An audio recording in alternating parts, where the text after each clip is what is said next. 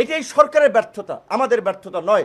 কারণ সরকারের তারা সঠিক ইতিহাস তুলে ধরতে পারে নাই। জ্ঞানী গুণী লোকেরা একটা খসড়া আপনার দিবেন, সেই খসড়ায় একটা ডাহা মিথ্যা কথা থাকবে, এটা আমরা প্রত্যাশা করেছিলাম?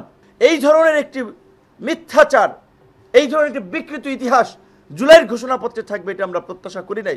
এই আপনার জাতীয় ঐক্যমত্য কমিশনের নামে এই তামাশার কি দরকার ছিল? তামাশার তো কোনো দরকার নাই। আমরা সরকারকে ওন করেছি, ধারণ করেছি, কিন্তু প্রকৃত অর্থে আমরা সরকারকে যতটা ধারণ করেছি, সরকার আমাদেরকে ততটা ধারণ করে নাই। সরকার শুধু ধারণ করেছে এনসিপিকে, যেই কারণে সমস্ত কর্মকাণ্ডে দেখবেন এনসিপির একটা প্রাধান্য, সদ্য নতুন দল, গঠিত দল। এমনকি এই যে ঐতিহাসিক জুলাই ঘোষণাপত্র দেওয়া হলো, ভাই ইতিহাস টেনে গালগপ্প অনেক করা যায়, কিন্তু যে কোনো একটা বিষয়ে আপনাকে টু দ্য পয়েন্টে আসতে হয়, সামারিতে আসতে হয়। আমরা এই যে 10-15 মিনিট 5-7 মিনিট কথা বলি, টেলিভিশন যখন একটা নিউজ করে তখন কিন্তু কাট করে 1 থেকে 1.5 মিনিট বা 30 সেকেন্ড 50 সেকেন্ডের মূল বক্তব্যটাকে কাট করে, বিকজ প্রত্যেকটা জিনিসের একটা জিস্ট থাকে। তো এই গণ অভ্যুত্থানের জিস্ট, এই গণ অভ্যুত্থানের মূল মন্ত্র, এই গণ অভ্যুত্থানের মূল প্রেক্ষাপট ছিল 2018 সালের কোটা সংস্কার আন্দোলন। যেই আন্দোলনকে কেন্দ্র করেই, যেই আন্দোলনের মধ্যেই গড়ে উঠেছিল আমাদের ছোট ভাই বন্ধুদের, কিশোর বন্ধুদের নিরাপদ সড়ক আন্দোলন। এবং এই কোটা সংস্কার আন্দোলন এবং নিরাপদ সড়ক আন্দোলনের ধারাবাহিকতায় আমরা তরুণ প্রজন্মকে নিয়ে এই প্রথাগত রাজনীতির বাইরে আমরা সংগ্রাম চালিয়ে গেছি। এবং সেই সংগ্রাম থেকেই জন্ম নিয়েছে ছাত্র, যুব, শ্রমিক অধিকার পরিষদ, গণ অধিকার পরিষদ। এবং 2024-এ যেই আন্দোলন শুরু হয়েছে, আমাদের সাধারণ সম্পাদক যেটি বলেছেন, এই ধরনের একটি মিথ্যাচার, এই ধরনের একটি বিকৃত ইতিহাস জুলাইয়ের ঘোষণাপত্রে থাকবে, এটা আমরা প্রত্যাশা করি নাই। যে জুলাইয়ের আন্দোলন নাকি শুরু হয়েছে দুর্নীতি বিরোধী এবং কোটা বৈষম্যের বিরুদ্ধে। কিসের দুর্নীতির বিরুদ্ধে? কোথায় আন্দোলন শুরু হয়েছে? এই আন্দোলনের মধ্যে কোথাও লেখা ছিল, পরিষ্কারভাবে ব্যানারে লেখা ছিল 2018 সালের পরিপত্র পুনর্বহালের দাবিতে, পরিষ্কারভাবেই বলা ছিল পুনর্বহালের দাবিতে, ব্যানারটা ছিল বৈষম্য বিরোধী আন্দোলন। কাজী এই ধরনের উচ্চ শিক্ষিত লোক, জ্ঞানীগুণী লোকেরা একটা খসড়া আপনার দিবেন, সেই খসড়ায় একটা ডাহা মিথ্যা কথা থাকবে, এটা আমরা প্রত্যাশা করেছিলাম। এই জন্য বলেছি মন গড়া ইতিহাস লেখা যায় না।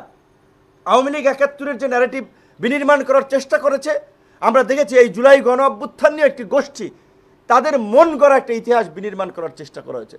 আমরা বিএনপি, জামাত এবং এনসিপির সুস্পষ্ট বক্তব্য চাই। আমরা যতদূর জানতে পেরেছি, এই ঘোষণাপত্র চূড়ান্ত করার আগে দফায় দফায় ফরমালি এবং ইনফরমালি বিএনপি, জামাত, এনসিপিকে নিয়ে বৈঠক হয়েছে। তাহলে বিএনপি, জামাত, এনসিপি এই মিথ্যাচার স্বীকৃতি দিয়েছে কিনা, কিংবা এই মিথ্যাকে ধারণ করে কিনা, আমরা সেটি জানতে চাই তাদের কাছে। যেহেতু আজকে প্রত্যেকটি দল আনুষ্ঠানিক প্রতিক্রিয়া দিচ্ছে, এই বিষয়ে সুস্পষ্ট তাদের মন্তব্য আমরা জানতে চাই। যেখানে আমরা বারবার এই আওয়ামী ফ্যাসিবাদকে নিয়ে সমালোচনা করি, মুক্তিযুদ্ধের এককেন্দ্রিক বয়ান নিয়ে আমরা সমালোচনা করি, তাহলে কেন আমরা এই জুলাইয়ের গণ অভ্যুত্থানের 1 বছরেও আমরা শহীদদের সংখ্যা নির্ণয় করতে পারলাম না? কেন এই ধরনের একটা বড় ডিস্টেন্স, যেখানে জাতিসংঘ বলছে 1400, সরকারি হিসেবে 836, বেসরকারি হিসেবে কেউ বলছে 1000 খানেক, তো কেন এই ধরনের তারতম্য হবে? অভ্যুত্থানের 1 বছরের মাথায়ও আমরা একটা সঠিক ইতিহাস জাতির সামনে তুলে ধরতে পারলাম না। এটাই সরকারের ব্যর্থতা, আমাদের ব্যর্থতা নয়। কারণ সরকারের তারা সঠিক ইতিহাস তুলে ধরতে পারে নাই, তারা সঠিক তথ্য জাতির সামনে উপস্থাপন করতে পারে নাই। ঢাকঢোল পিটিয়ে একটা ঘোষণাপত্র দেওয়ার বিষয় জাতির সামনে হাজির করলেন, সেটাতেও শুভঙ্করের ফাঁকি রয়েছে। এইখানে বলা হয়েছে যে পরবর্তী নির্বাচনের নির্বাচিত সরকারের সংস্কারকৃত সংবিধান, তো তাহলে পরবর্তী নির্বাচিত সরকারের সংস্কারকৃত সংবিধানে যদি এটি অন্তর্ভুক্ত থাকে, পরবর্তী যদি সরকারি ডিসিশন নেয়, তাহলে এই আপনার জাতীয় ঐক্যমত্য কমিশনের নামে এই তামাশার কি দরকার ছিল? তামাশার তো কোনো দরকার নাই। আমরা প্রায় 2 মাস সমস্ত কর্মকাণ্ড বাদ দিয়ে পরিবারকে বঞ্চিত করে এইখানে, মানে ওই যে অফিসের মতো, আপনার সকাল 11টায় আলোচনা শুরু হয়েছে, বিকাল 5টা, এবং শেষ দিকে আপনারা দেখেছেন 10টা-11টার দিকে আপনার আলোচনা শেষ হয়েছে। আমরা বারবার বলেছিলাম যেই সংস্কারগুলো নির্বাচনের আগে আইনি ভিত্তি এবং বৈধতা দেওয়া যায়, সেগুলোকে বৈধতা এবং আইনি ভিত্তি দিতে হবে। এবং এই জুলাই সনদের ভিত্তিতে আগামীর বাংলাদেশ পরিচালিত হবে। যেই জুলাই সনদের কথা ঘোষণাপত্রে উদ্ধৃত থাকবে, কিন্তু ঘোষণাপত্রে জুলাই সনদের কথা উল্লেখ নাই।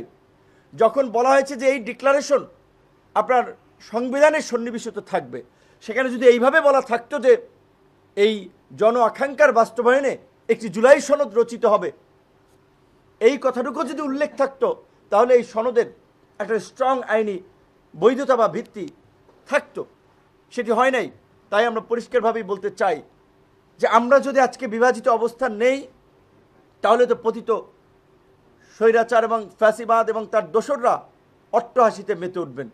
তাই আমরা পরিষ্কারভাবেই বলতে চাই, এখনও যদি সুযোগ থাকে আলাপ আলোচনার মাধ্যমে এই জুলাই ঘোষণাপত্রের সংশোধনী আনা দরকার।